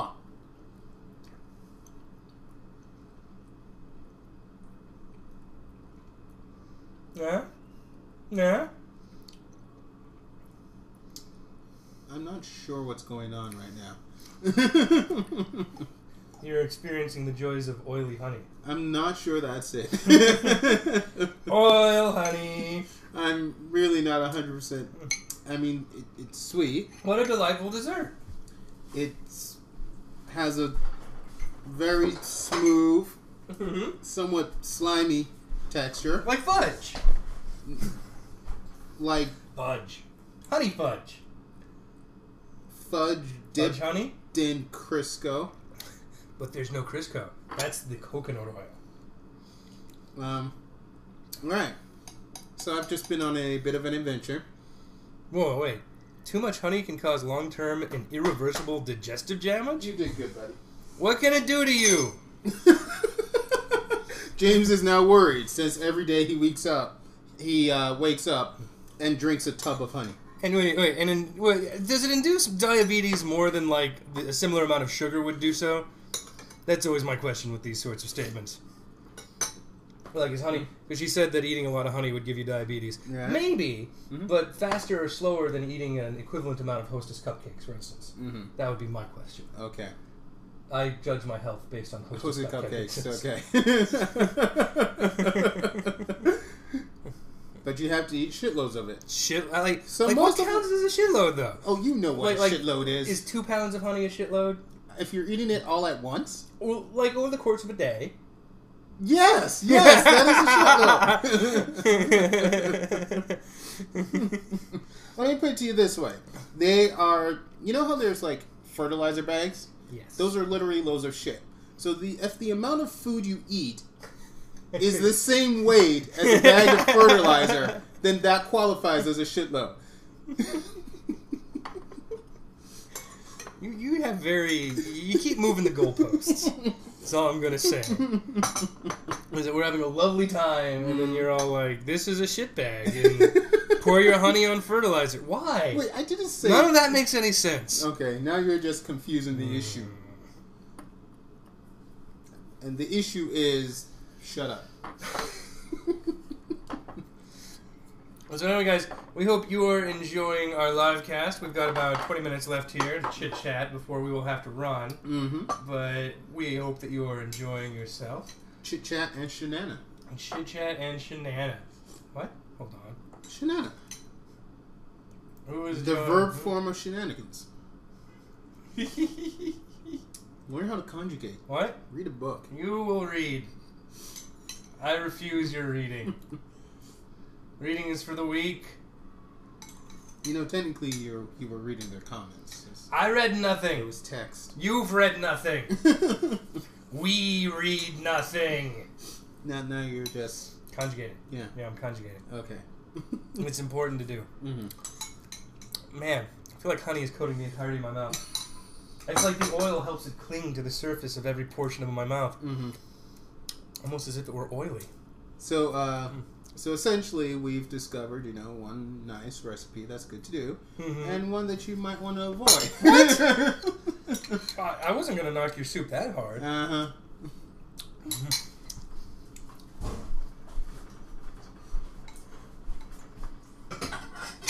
Whatever. Mix honey with coconut oil. It's great.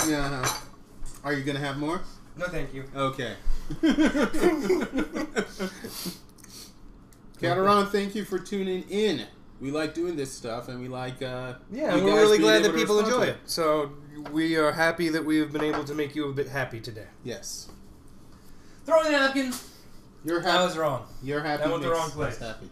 What are you doing? I was trying to throw it into the dirty clothes hamper, and I got it onto the foil. Well, you failed horribly. Yeah. It didn't go well.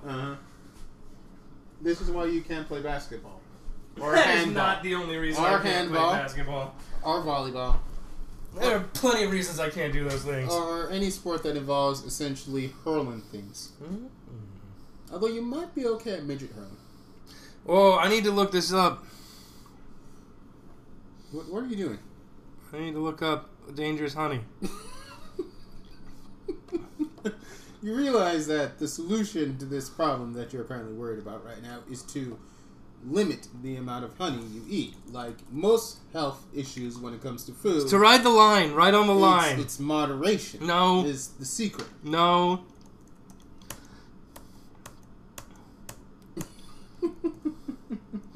Alright. 10 teaspoons a day? You're fine. Whatever. Let's see.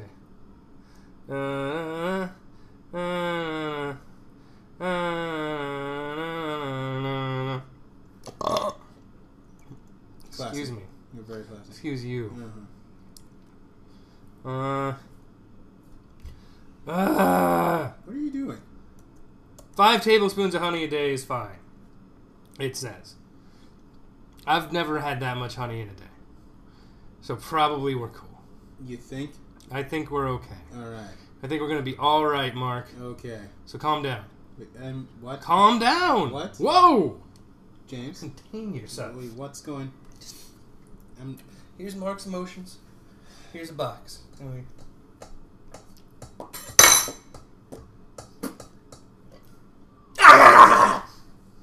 That last part's optional, though. You don't have to. Was that metaphorical or symbolic? Felt like an analogy. Okay.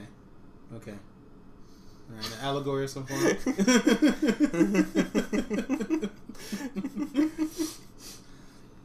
Yeah, you're not drinking alone. You're drinking with the internet. Yeah. The internet is your friend. So it's not sad. The internet is your friend and supports you in all your decisions. So long as they're the wrong ones. It's always there for you with a cat video or a cat video. Sometimes or boobs. Another cat video. Sometimes boobs, but usually the boobs are before a cat video. How dare you, sir? The internet is at least 70% pornography. The finest of human art. I would argue that cat videos have started overtaking pornography. No, impossible. I'm just saying.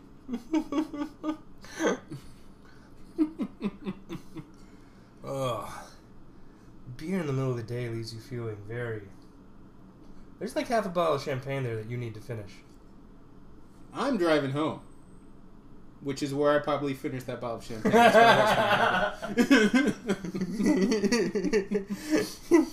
That's probably how that's going to play out. Pornography of cat people. Cat suit.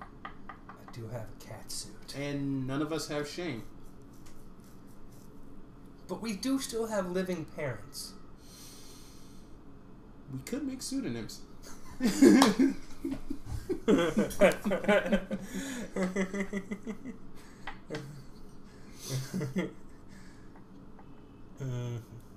Oh, that's interesting. Yeah, that's a good question, Cateron asks. We're talking about it in terms of size of file or number of pieces. Because number of pieces, cat might win, but size of file, there's a lot of filthy pornography videos out there. I think I have to go with quantity, though. Really? Yeah. I mean, I guess technically size is implying it's taking up a bigger block of internet real estate. But, you know, I'm thinking just straight up population growth. Okay. Wait a minute. Oh, wait a second. Moorish? Moorish? I don't think he means Moors, like M-O-O-R, right? So what is hella Moorish and tasty? What does that mean? Rothasev, I need to know. 30% of all web searches are porn. See? The rest is cat videos. You still search for porn? You go to Google and type boobs, please? No, you don't say please. Grow up, Mark. That 14%, that 13%, please? That 13% is all 13-year-olds who, on that day, that is the day. This is what happened that day. Let me walk you through that 13%. Parents leave for some sort of a meeting. Let's say it's the PTA, student-teacher evaluations. So the kids left at home. They're 13 and they're thinking, hey, what if I tried masturbating tonight? It seems like a good night for it. My parents aren't home, and the internet's all open for me. I'll just get some of my mom's hand lotion and a couple Kleenex, and then I'll soup up the computer in the living room, because I'm too young to have a computer in my bedroom, and I'm just going to look up some pornography, and then they open Google, and they type boobies. That is the method you are suggesting. All I'm saying is I have much finer-tuned means of finding my pornography, sir. I am no child when it comes to filthy, horrifying images that I pretend I don't look at. Here's the thing, alright? Who the hell types boobs, please? You don't want to be rude to the computer, right? You're asking for boobs. You just say, excuse me, Google kind sir. Might you serve me up a fine sous-salt of boobies? Just because you're not in a strip club doesn't mean that the rules of propriety have gone out the window. Alright? Before seeing a young lady's boobs, you say, boobs please, and then they show you boobs. If you have the time, maybe you'll be so kind as to grace me with a thong. What?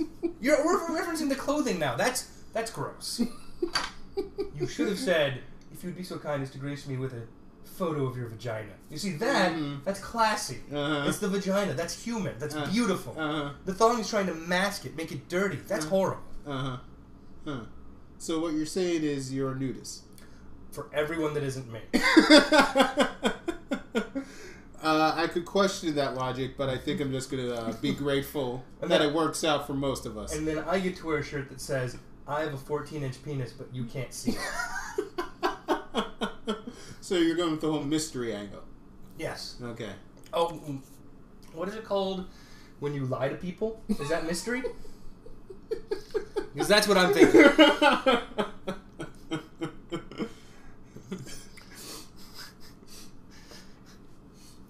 Good time.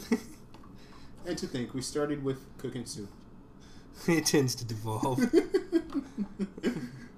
Oh, moreish means you want more of it. Interesting. Yeah, that makes the logic. Ugh. How much bacon is acceptable for it to still count as a salad? Huh. That's interesting. When do you tip it? When is it a plate of bacon with some lettuce? Is that the question? Like, you start with salad with some bacon on it, right? And then there's a point where it essentially becomes a club sandwich. And then there's a final point where it's just bacon. Bacon with some garnish. Yeah. Bacon plus.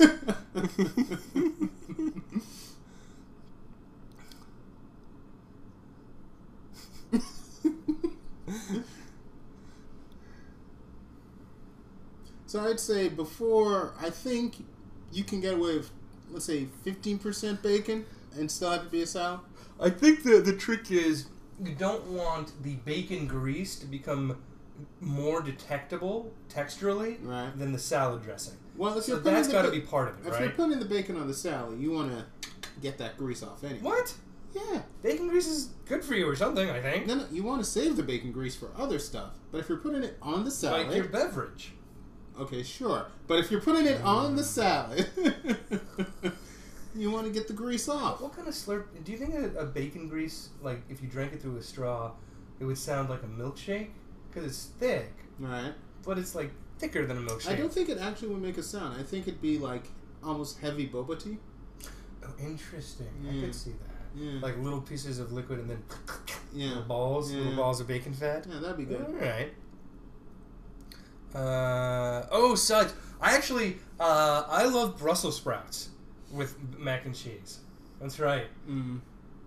Oven roasted Brussels sprouts are delicious. I am less on the Brussels sprouts bandwagon, but the idea of green veggies on the side of a mac and cheese is always good. Broccoli? Exactly. If you don't want to go with bacon, go with broccoli. Broccoli works really well with mac and cheese for some strange reason. Yeah, it actually really does. Or you can do what the internet says and just get more bacon. I like this Cellarmation has pointed out that it is as much bacon as possible as long as only salad touches the plate. So in theory, you would just line the plate with one thin layer of leaves and then pile bacon on top. That is the Pittsburgh method.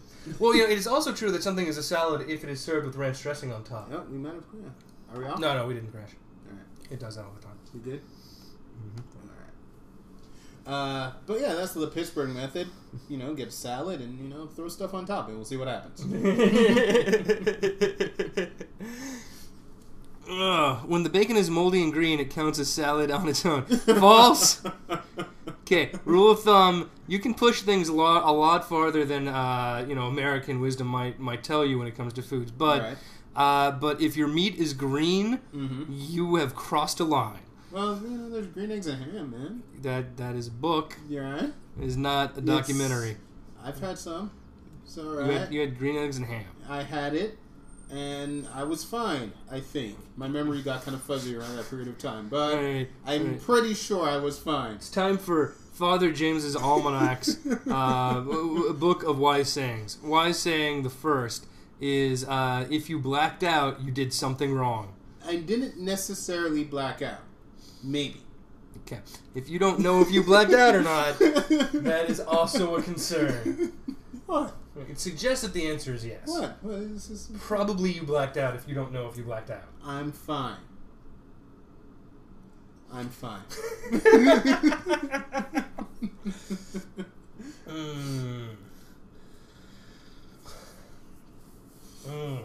Oh. But honey and coconut mixture doesn't sit so great in the tummy. Mm-hmm. That is actually a good point, though, about being able to, there's this kind of feeling that anything less than the perfect vegetable or fruit or whatever is worthless. And that's not necessarily true, and a lot of food goes to waste because of it. Cut the brown part away. Mm-hmm. Very easy. Especially if you're doing something like you're throwing it in a soup or essentially you're cooking it. Maybe you can have slightly higher standards if you're just going to eat it raw, but even then you can just cut the bad part away. Mm-hmm. But if you're going to cut it up and cook it or boil it or fry it or whatever anyway, who cares? Yeah, like in a perfect world where you have enough money for health insurance and rent, do you only get the nicest vegetables? Sure, but you're super broke, so probably you're going to have to make a few concessions here or there, and often, say an apple with a bruise on it, you'll get a store to sell you for really cheap often. And the rest of that apple is totally fine. Yeah. So, use your wits, use your eyes, taste things, don't poison yourself, but especially with fruit and vegetables, they can get a little wilted and they're still fine. Yeah. Bananas are like a very easy fruit to bruise, and the banana itself is still going to be fine. So, toughen up. What food can we not stand? Durian melon is horrible. Those durian chips weren't that bad. You're lying to yourself or me. It was not One of the that two. bad. One of the two. Not that bad. They are. Here's what. You know how they say everything tastes like chicken? That's true, except for durian, which tastes like how your mouth tastes after you vomit. All right, it's a bile melon. I have not had the straight melon, but I've had the chips, and it was horrible. And those weren't that horrible. It tasted like you threw up in your mouth. It was fine. It is impossible. I had two. Are you sure that you had a durian chip? Yes. And somebody didn't just give you a Cool Ranch Dorito and say this is durian melon? Because Cool Ranch Doritos are fine, and durian melon is awful. I definitely walked into the Thai market and came out with something that made the Thai people behind the counter look at me funny. So I'm guessing it was the durian chip. Because they knew. Because they know it's terrible. Look. There are Asian countries where it is illegal to crack open a durian melon on the subway because the smell is so horrific. Exactly. Why? Because it tastes like rotting garbage. It's like somebody scooped up the bottom of a compost heap and shoved it into a shell. It's the worst M&M you have ever seen in your life. Vomit M&M. Which would make sense because you couldn't have like a little thin candy shell around vomit. You'd need something a little thicker, like the shell of a melon. Durian peanuts. It's weird because like most of the foods I used to hate with a passion, I've grown to appreciate over the years. Yeah, like I used to hate cooked bell peppers, but I'm kind of okay with them now. Like I used to hate eggplant. And really? Yeah, I used to hate eggplant. And while it's still not like necessarily my go-to vegetable, you bake that thing up, I'll eat it, it's fine. Alright, yeah. I wasn't a fan of mushrooms because of the texture, got over that. We're apparently pretty popular in Argentina. That's kind of awesome. Sweet. Does that mean we can go to Argentina and be like treated like royalty? Probably not. No, okay. Maybe we'd get a free something though. Be treated like normal people for once? No, God no. No, that's never gonna happen. Every time we make one of these, we make that less possible.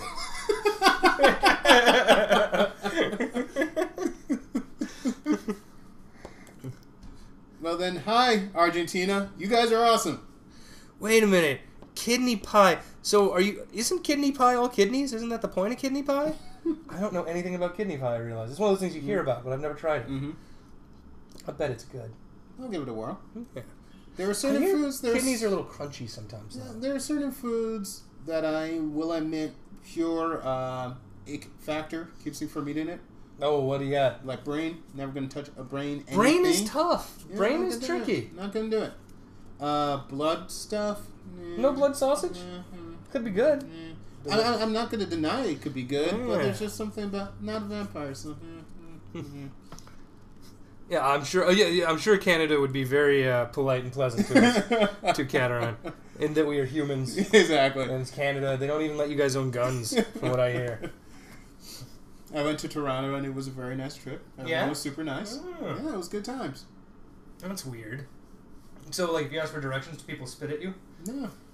I don't understand. Yeah, it's weird, right? I'd feel uncomfortable. Right. You wouldn't know what to do with yourself. Well, I mean, when do you know when to punch them? If they don't spit at you. How can you offend anybody if they're not easy to offend? Oh, I can do it. You'll find a way? There's always a way.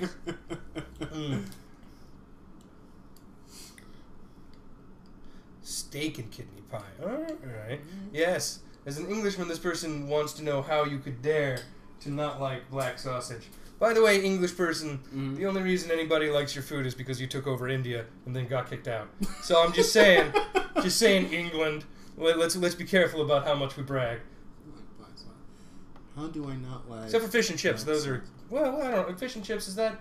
Does England get to claim that, or did they steal that from another native population? You know what? No.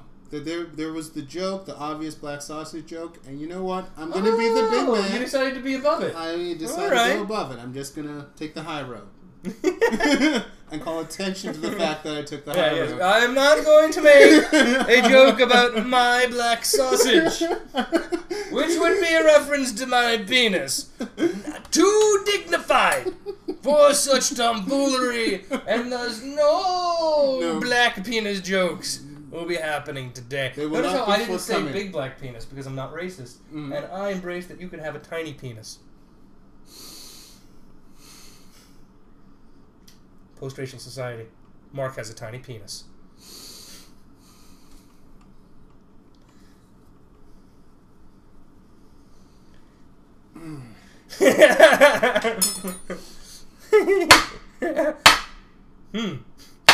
Hey, that's a knife. Huh, what?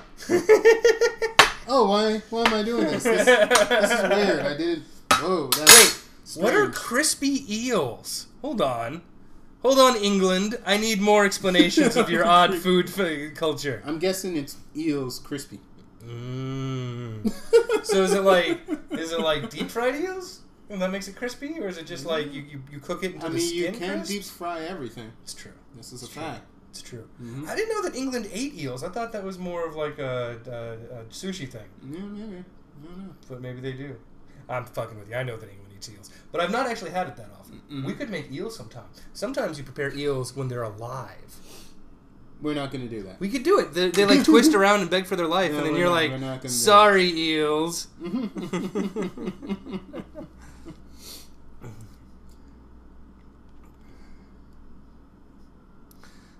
Did you just quote Terry Pratchett? I think somebody quoted Terry Pratchett. Cherry Pratchett? Terry Pratchett. Cherry Pratchett was his little sister. Not quite as successful. Lingonberry jam. Now you're just making up words. Eels is a London thing, apparently. Oh, interesting. It seems weird. All right. I would not have expected that. But I'll believe it. I learned something today. That's right. We learn from our audience, and our audience learns from us. They learn things from us, like it's that taking shots of champagne. Champagne shots. Mimosa shots. Yeah. If you put a drop of orange juice into your cheap champagne, you can call it a mimosa. Sounds classy and not alcoholic. That's just champagne with a drop of orange juice in it. No, it's a mimosa. What goes in a mimosa? Orange juice. And? A splash of champagne. No. Yeah. I don't want measurements. Yeah. I want ingredients. What goes in a mimosa? Orange juice? Yes. And a splash of champagne. No splashes.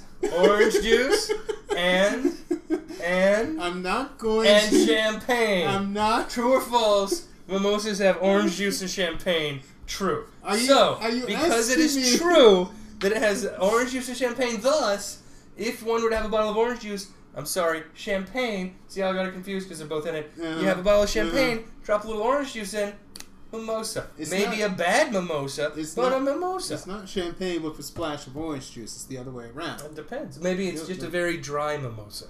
No, it's not that. Fish and chips, tea, and crumpets. They also eat scones. Not stones. Although scones are somewhat stone-like. Yeah.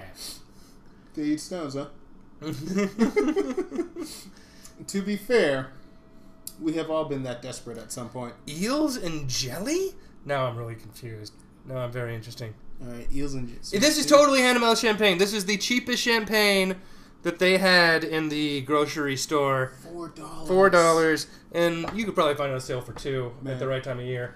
So, yeah, this is pretty... Let me say this. Alcohol is, in and of itself, perhaps not the best hand-to-mouth thing. Mm-hmm. But if you're going to get alcohol, it's certainly the cheapest version of champagne you're going to find. And if, we wanted to be super classy and get wine, we could have gotten a $3 box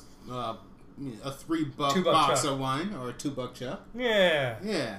There are options. Yeah. If there's one thing that the world knows, is that everyone of all income levels needs access to alcohol. In fact, the less money you have, the more booze you need. It's really a social issue. So it's good to see that there's some companies out there like $2 Chuck who are kind of taking it upon themselves to provide this service for, the rest of us. Thanks for your opiates, overlords, so that we don't rise up and gut you. Mm-hmm. How you feeling? Oh, wow. I almost had a flash of caring about society. 1 second. Booze! Ah, that's better. Woo! This has been Socially Conscious Theater with James and Mark. Jellied eels. Jellied? That's not a thing. Nobody jellies eels. Where do you have your champagne, Frederick Norden? If not in the grocery store. Yeah, probably an alcohol store. Like they have in some other states. Like they had in Pennsylvania. Mm-hmm. That was a bunch of shit, am I right? I mean, you just walk in the store. It's kind of like going to a grocery store, but, yeah, but everything's alcohol. Yeah, but you're all, like, paranoid. Like, what if they know I'm already drunk and I'm here? Why be paranoid? I don't know. Hey, anything could happen.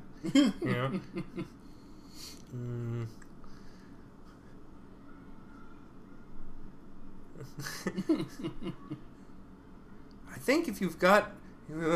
nobody should have pure alcohol. It's just a general rule of thumb. Yeah, that's gonna end poorly. Or just really badly. It's the same thing. Yeah, that's what it...